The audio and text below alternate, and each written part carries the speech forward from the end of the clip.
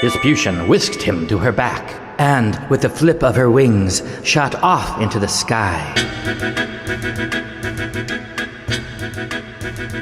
He glanced ahead as they flew high over the city, heading to the far side, where deep canyons and cliffs protected the northern reaches of the ocean city. There, on the plateau near the edge of the cliffs, were the training grounds for Plathentirian warriors, led by Calanctus, warrior teacher. Harloot had been there many times. Having finished his splaya, Harloot reached for another piece of food from the sack. This time he grasped a tuber-like root vegetable called a kroot. The skin was rough, but the inside was crunchy and nourishing. It tasted like what to us would be a pickled carrot. As they neared the training grounds, Harloot could see the impressive silhouette of Calanctus as he stood on the hill from which he commanded the exercises before him. Harloot smiled in anticipation of the enthusiastic bear hug he would receive the moment the burly man caught sight of him. Having finished his kroot, Harloot reached for another splaya. But before he could bite into it, Dispution dropped him almost roughly to the ground at Calanctus's feet. The apple went rolling down the hill. Harloot, unfazed, got to his feet and turned to greet Calanctus. But the giant warrior did not acknowledge him. With ferocious intensity, he barked commands to the trainees below. The green scar which spiraled his body like a massive snake glowed like angry fire.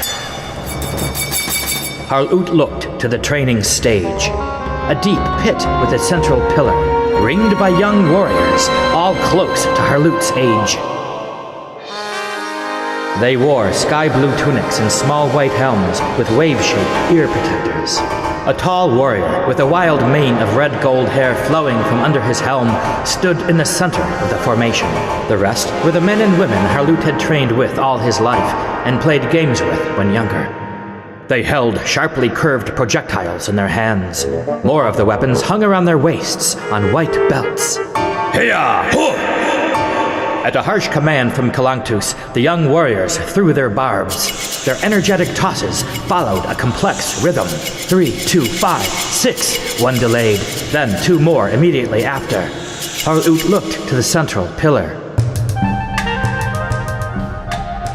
A young woman stood upon the platform, dressed in leathern straps and a spare kirtle. Golden skin flashed, and long purple hair created streams of electric fire as she dodged the projectiles thrown by the warriors, who now continued circling her, reached to belts, drew weapons, awaited the next command. Heya, crew! Calanctus ordered a challenging array of patterns, all of which she dodged with impressive agility. Suddenly, with a flash of gold-colored wings, a large Parianth streaked down and swept her up. They were quickly heading out over the city, directly for the volcanic mountains' upper reaches. The warriors froze and looked expectantly to the hill where Harloot and Calanctus stood. Calanctus turned to Harloot, his face a tight mask of warrior pride. He pulled Harloot by the shoulder and pointed to the gaming pillar. Harloot obeyed. He lithely descended the hill and slid through the ranks of grim-faced warriors, down a ladder made of indentations in the rock face, across the bottom of the pit and up the central pillar.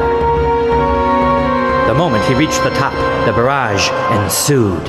He was expecting this. He leapt and twisted in the air as several of the boomerang-like barbs passed close under his back. The airstreams they created felt surprisingly cool. He soon knew why.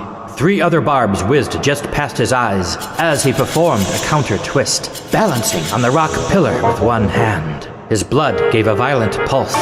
Not the usual blunt training weapons. These are sharp as swords. He went into a familiar zone which came upon him at moments such as these, where time moved slow, and it seemed that the space-time between seconds was big and fat. 4 barbs scissored from opposite directions, at 4 different levels: head, heart, gut, and knees. He knelt and leapt with a simultaneous twist, and the 4 weapons missed him by a hair. He kept moving, nearly always keeping a hand or foot in contact with the pillar to maximize control. He realized Kalanctus was just playing with him, for the patterns were familiar. The old warrior was trying to get him comfortable, to set him up. And sure enough, the moment he went into a move which would anticipate the next volley. Hi-ha! Kalanctus barked a new rhythm, and 7 killing strikes were thrown with slight pauses and at extreme angles. Harloot went into one of his favorite moves. With one hand on the edge of the pillar, he dipped down along the side. In days past, he would follow with a backwards twisting leap onto his feet, with a flourishing bow to be greeted by the happy applause of his friends. But this time he was greeted with an angry grunt from his teacher. Ha! And a fusillade of deadly barbs which burst against the rocks around him. He could sense that any move back to the top of the pillar would lead to a bad end. So he let go the pillar, spun in the air and jackknifed, spread his hands and dove to the bottom of the pit, landing with an explosion of dust. But he didn't rest there, and a good thing he didn't. He continued his roll forward and to the side, and to his feet in a ready crouch, just as a blunt spear hurled by Kalanctus smashed into the dirt he'd just disturbed. Kalanctus and the trainees gave a shout. Harl! The expression on the old warrior's face was a combination of relief and pride. But before Harloot could react, Vespucian appeared once again, whisked him to her back, and took off into the air, following the path of the previous trainee, toward the vast darkness, the high reaches of the volcanic god, Plathanta.